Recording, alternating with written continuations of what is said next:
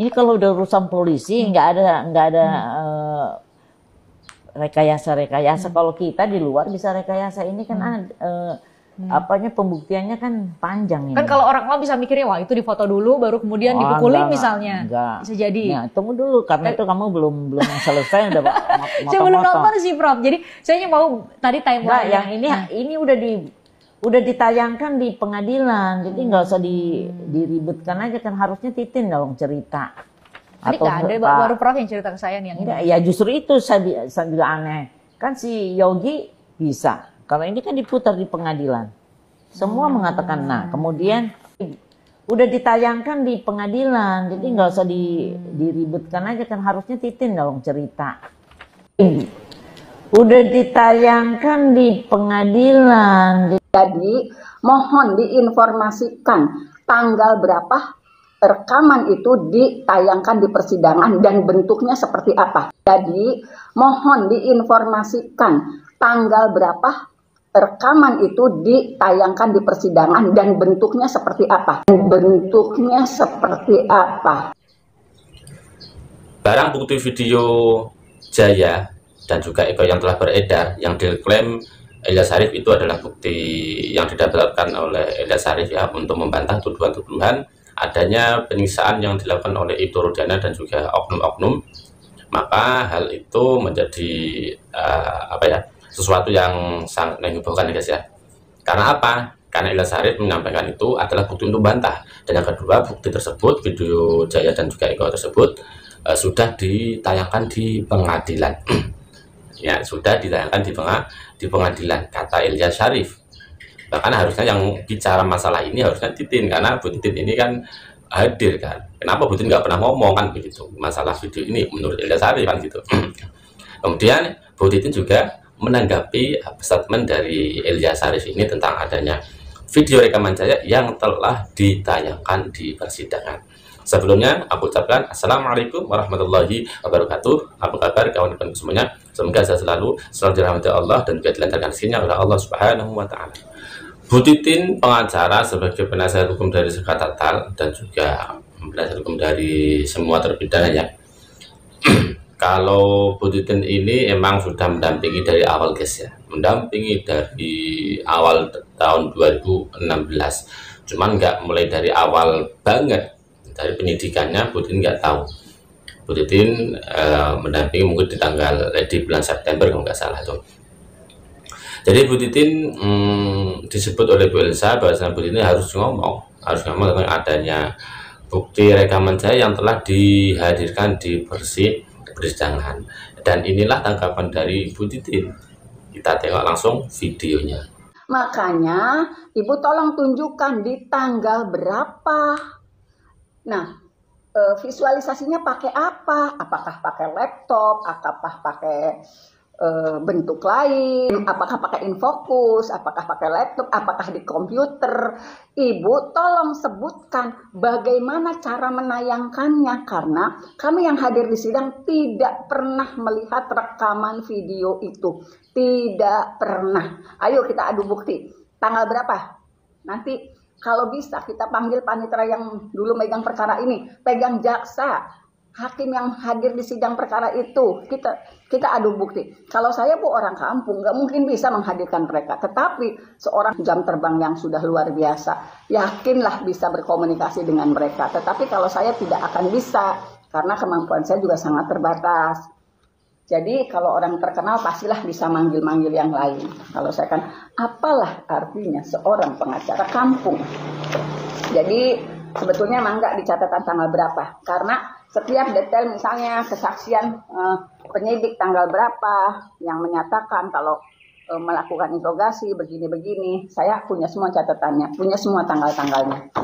Apakah di tanggal 3 Oktober, 4 Oktober, apakah di tanggal 17 Februari, apakah di tanggal 17 Februari Ibu itu ditayangkan karena pada tanggal 17 Februari 2017 kami sebagai pengacara terus-menerus menyatakan permintaan dibukanya CCTV yang di jalur itu ada banyak, sekitar 5-7 diakui oleh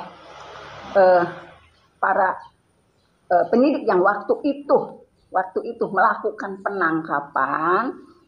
CCTV itu tidak bisa dibuka karena gelap. Anggota lain yang melakukan penangkapan menyatakan CCTV itu tidak bisa dibuka karena tidak ada ahlinya. Itu sih tanggal 17 Februari. Jadi mohon diinformasikan tanggal berapa rekaman itu ditayangkan di persidangan dan bentuknya seperti apa. Bentuk penayangannya, apakah menggunakan laptop Panitera, apakah menggunakan komputer Panitera, apakah menggunakan infocus, karena kami tidak pernah, kalaupun tayangan itu dibuka, pengadilan waktu itu kan ada kaca, pasti bisa kelihatan dari luar.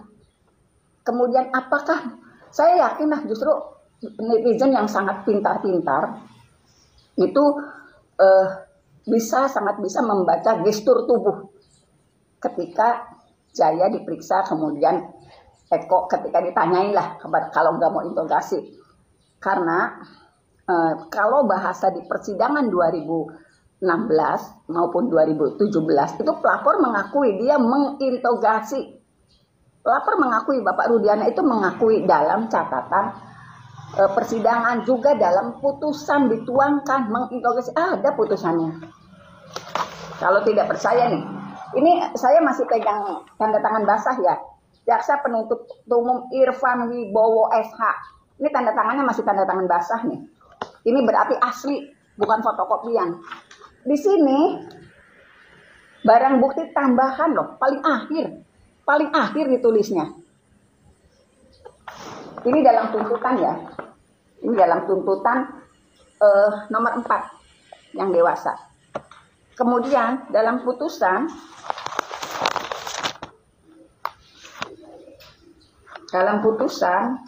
nah justru di putusannya Sakatatal, barang bukti itu tidak disebutkan. Ini putusannya Sakatatal, tidak disebutkan loh barang bukti itu. Barang bukti rekaman video pengakuan Jaya yang menurut Ibu Elsa ditayangkan di persidangan, ini tidak disebutkan loh. Ini putusan loh. Ini putusan tidak disebutkan di barang bukti Sakatatal. Jadi di dalam putusan Sakatatal tidak disebutkan loh ada barang bukti rekaman. Nah, itulah tadi komentar dari Bu Titin untuk Bu Elsa Sharif ya. Jadi Bu Titin mengajak Elsa Sharif, atau mungkin bahasa jeleknya nantangin sih. Ayo kita adu data. Pada tanggal berapa Ibu rekaman itu dihadirkan di persidangan? Nah, jadi Bu Titin mengajak Elsa untuk menampilkan datanya. Jadi pada tanggal berapa rekaman itu yang video Jaya itu yang diinterogasi sama Eko itu dihadirkan di persidangan. Karena apa? Bu Titin sampai tanggal berapa tadi, 17 Februari atau nggak salah itu 2017 aja itu selalu meminta dibukakan rekaman CCTV ya, dan juga rekaman video itu, tapi nggak pernah ditayangkan. Ya kenapa kok Bu Titin meminta rekaman video, rekaman CCTV kan untuk dihadirkan dalam persidangan di waktu itu, dan selalu meminta akan tetapi tidak pernah ditayangkan. Nah, ternyata alasannya itu untuk CCTV itu satu, ya itu sudah katanya Bu Titin sudah diklaim ya, di situ sudah banyak CCTV. Dan CCTV ini emang dibuat alat bukti, tapi belum dibuka. Nah, ini kan menjadikan penasaran penasihat hukum, katanya ada alat bukti CCTV, tapi nggak pernah dibuka di persidangan. Dan beliau meminta itu. Akan tapi apa jawabannya? CCTV tidak bisa dibuka. Jadi ada alat bukti CCTV, akan tetapi CCTV tidak bisa dibuka dengan alasan CCTV-nya gelap, dengan alasan nggak ada ahli yang untuk membuka CCTV. Ya, ini jawaban dari mereka ya, seperti yang disampaikan oleh Bu Titin. Jadi aneh banget. Maka Bu Titin mengklaim itu belum pernah dihadirkan dengan alasan-alasan yang telah disebutkan itu tadi. Maka Bu Titin mengajak Ilyas Sarif adu data ini pada tanggal berapa Ibu.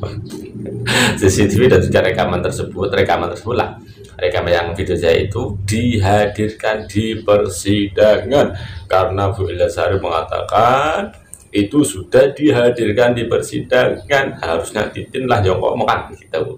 Maka ini jawaban Bu Titin, pada tanggal berapa Ibu, pada tanggal berapa ya. Jadi rekaman tersebut dihadirkan di persidangan. Bahkan sampai sekarang pun Bu Titin ya baru lihat ya itu karena diviralkan kan, baru melihat kemarin yang baru diviralkan. Sebelumnya Bu Titin mengakui itu tidak pernah tidak pernah tahu adanya rekaman tersebut, tidak pernah tahu. Kemudian Bu Titin menyampaikan lagi kalau pernah di persidangan, cara menghadirkannya, jangan menayangkannya seperti apa, bentuk penayangannya seperti apa, apakah pakai komputer, apakah pakai laptop, atau pakai infocus. Inilah tantangan dari Bu Titin untuk Bu Ilyas Sarif untuk membuktikan hal itu. Seperti apa cara bentuk menayangkannya, menayangkan rekaman tersebut seperti apa, ini komputer, laptop, atau infocus yang masuk akal juga. Masuk Bu Titin, bahkan dalam tuntutan apa itu jaksa kalau salah itu, dalam tulisan itu barang bukti tambahan termasuk berupa CD dari Jaya itu termasuk barang bukti tambahan, tapi udah apa nggak pernah dihadirkan dengan alasan itu. Kalau nggak bisa dibuktikan nggak usah dibuat alat bukti kan, harusnya nggak semacam itu, harusnya semacam itu. Ya, kalau ada tambahan terbukti dihadirkan, nah itu bagus, otomatis kan Bu Titin nggak bertanya-tanya kan, nggak mungkin tanya alasannya apa. Ini disebutkan tapi tidak pernah dihadirkan. Begitu guys. Gimana guys, menurut kalian guys? Jadi Ilyas Sarif mengatakan bahwasanya rekaman video saya itu sudah ditampilkan dalam persidangan waktu dulu tahun baru 16 atau ini sudah pernah, kata Ilyas Sarif dan gitu. Tapi Bu Titin membantah tidak pernah dihadirkan di persidangan. Kalau mengatakan pernah, maka pada tanggal berapa Ibu? Jadi ditantang untuk menampilkan datanya pada tanggal berapa, gitu aja. Nah, gitu.